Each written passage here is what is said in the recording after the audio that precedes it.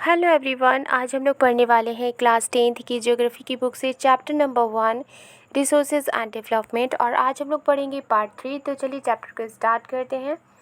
यहाँ पर हम पहले पढ़ेंगे डेवलपमेंट ऑफ रिसोर्सेज, यानी कि जो संसाधन होते हैं उनका विकास किस तरह से हुआ उसके बारे में इस चैप्टर में हम लोग पढ़ेंगे। इस हिंट में हम लोग पढ़ेंगे। यहाँ लिखा है resources are vital for human survival. जो रिसोर्सेज होते हैं वो महत्वपूर्ण होते हैं ह्यूमन के ज़िंदा रहने के लिए, as well as for maintaining the quality of life. और साथ ही साथ जो लाइफ होती है उसकी क्वालिटी को मेंटेन करने के लिए भी रिसोर्सेज की बहुत ज़्यादा ज़रूरत होती है। It was believed that resources are free gifts of nature. ये यकीन किया जाता है कि जो गिफ्ट्स होते हैं वो नेचर की तरफ से फ्री होते हैं लोगों के लिए। As a result human beings use them indiscriminately and this has led to the following major problems. और यही वजह है कि इसकी वजह से क्या होता है कि ह्यूमन बींग्स जो होते हैं वो अंधाधुंध तरीके से रिसोर्सेज का इस्तेमाल करने लगे, जिसके कुछ मेजर प्रॉब्लम्स थे। वो मेजर प्रॉब्लम्स क्या थे? Depletion of resources for satisfying the greed of a few individual.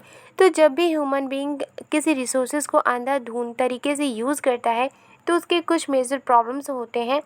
उनमें से पहला है कि जब भी ह्यूमन बीइंग रिसोर्सेज को यूज़ करता है तो ऐसे लोगों के हाथों में वो चला जाता है रिसोर्सेज जो बहुत ही ज़्यादा ग्रीडी होते हैं, जो बहुत ही ज़्यादा लालची होते हैं। और इसकी वजह से जो रिसोर्सेज होते हैं उनका ह्रास होता है, यानी कि उनमें कमी आती है। Accumulation of resources in few hands which in turn divided the society into two segments, that is haves and have nots or rich and poor। तो इससे क्या होता है कि जब भी रिसोर्सेज गलत हाथों में चली जाती है तो जो सोसाइटी है वो दो भागों में बढ़ जाती है। एक वो जिनके पास रिसोर्सेज होते हैं और एक वो सोसाइटी जिनके पास रिसोर्सेज नहीं होते। यानी हम कह सकते हैं कि एक अमीर और दूसरा गरीब। ओके, नेक्स्ट जो मेजर प्रॉब्लम है वो है indiscriminate exploitation of resources has led to global ecological crises such as global warming, ozone layer depletion, environmental pollution and land degradation। Resources के अंधाधुंध यूज़ करने से जो ग्लोबल क्राइसिस भी, ग्लोबल इकोलॉजिकल क्राइसिस भी बढ़े हैं, यानी कि पूरे दुनिया में जो संकट पैदा हुआ है वो कौन कौन से संकट हो सकते हैं? वो है ग्लोबल वार्मिंग। ग्लोबल वार्मिंग किसे कहते हैं? ग्लोबल वार्मिंग बोलते हैं भूमंडलीय तापन को, यानी कि जो ज़मीन होती है, वो जो अर्थ होती है उसका ज़्यादा हीट का इंक्रीज़ हो जाना, ज़्यादा गर्म होना। Ozone layer depletion. अब ओजोन परत जो है, हम जानते हैं कि हमारा जो अर्थ है और अर्थ के चारों ओर एक ओजोन लेयर है जो कि सन के हार्मफुल रेज़ को, यूवी रेज़ को ये क्या करता है, ये एब्जॉर्ब करता है और जिसकी वजह से अर्थ तक जो यूवी रेज़ है वो नहीं पहुंच पाती और इससे अर्थ जो है और जो ह्यूमन बीइंग है और जितने भी सारे लिविंग थिंग हैं वो प्रोटेक्ट किए जाते हैं ओजोन लेयर के ज़रिए। ठीक है, तो जो भी अंधाधुंध जब रिसोर्सेज का यूज़ किया जा रहा है तो उसकी वजह से जो ओजोन लेयर है उनमें भी डिप्लेशन हो रहा है। Environmental pollution and land degradation, और साथ ही साथ इन्वायरमेंट में पॉल्यूशन भी बढ़ रहा है और जो ज़मीन है उसमें भी कमी आती जा रही है। वो उसमें भी अगर कहीं पर जहाँ पर ज़मीन अगर उगाने के लिए सब्जियां या फिर फसल उगाने के लिए यूज़ किया जाता है तो रिसोर्सेज के ज़्यादा यूज़ करने से वहाँ पर फसल उगाने में भी कमी आ रही है। An equitable distribution of resources has become essential for a sustained quality of life and global peace। तो अगर आपके एग्ज़ाम्स में ये पूछा जाए कि वो 3 प्रॉब्लम्स क्या हैं तो आप यहाँ पर 3 पॉइंट जो दिए गए हैं आप उन्हें लिख सकते हैं अपने एग्ज़ाम्स में।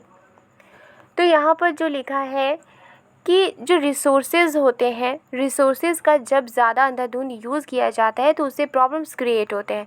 तो बहुत सारे प्रॉब्लम्स क्रिएट होते हैं, तो उन सारे प्रॉब्लम्स से बचने के लिए जो रिसोर्सेज है उनका इक्वली डिस्ट्रीब्यूशन बहुत ज़रूरी होता है, लाइफ के क्वालिटी को सस्टेन करने के लिए ये बहुत ज़्यादा इम्पॉर्टेंट होता है और साथ ही साथ ग्लोबल पीस के लिए भी इम्पॉर्टेंट है।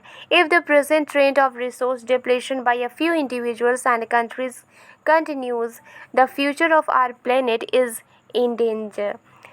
तो यहाँ पर कहा गया है कि अगर जिस तरह से रिसोर्सेज को ज़्यादा यूज़ किया जा रहा है कुछ इंडिविजुअल्स या कंट्रीज़ के ज़रिए, अगर ये कंटिन्यू रहा तो हमारा जो फ्यूचर होगा, हमारे प्लेनेट का जो फ्यूचर है वो बहुत ही ज़्यादा खतरे में होगा। Therefore, resource planning is essential for sustainable existence of all forms of life.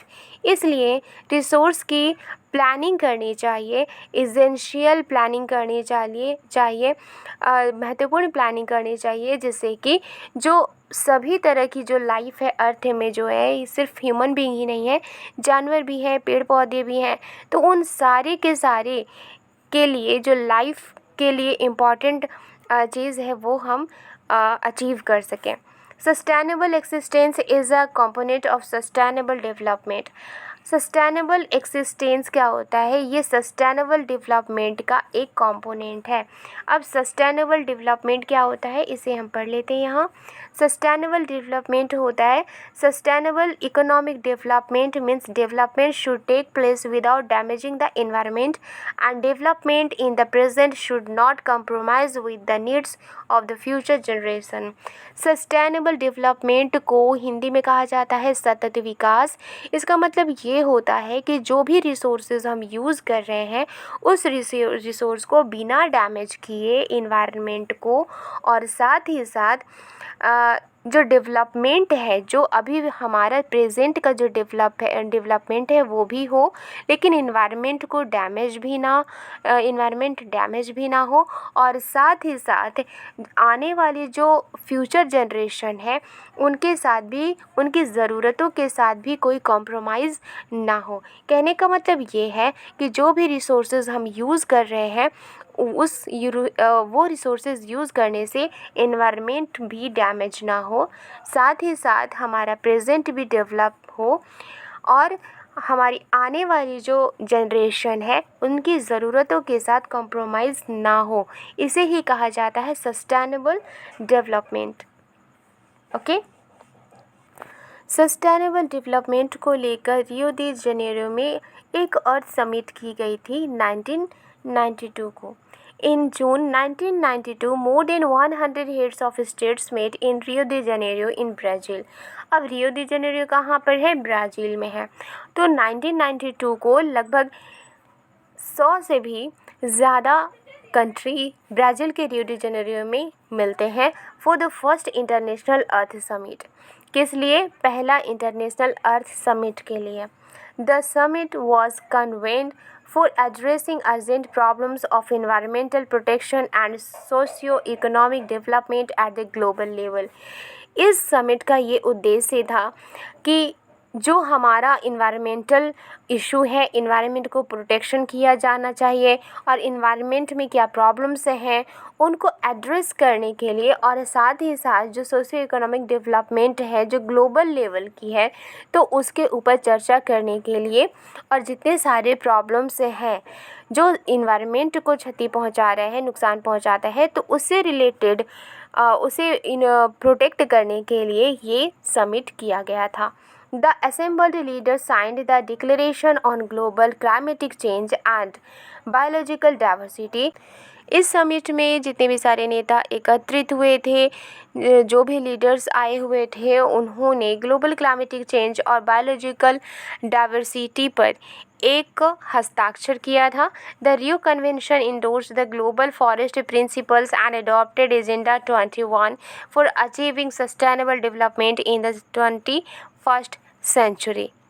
और साथ ही साथ 21वीं जो शताब्दी है 21st सेंचुरी में सस्टेनेबल डेवलपमेंट के लिए एजेंडा 21 को अचीव किया गया, उसे एक्सेप्ट किया गया। एजेंडा 21 क्या है? ये एक डिक्लेरेशन है जो कि साइन किया गया है वर्ल्ड के सभी लीडर्स के द्वारा 1992 में, जो कि हुआ था यूनाइटेड नेशन कॉन्फ्रेंस में इन्वायरमेंट और डेवलपमेंट पर। ओके।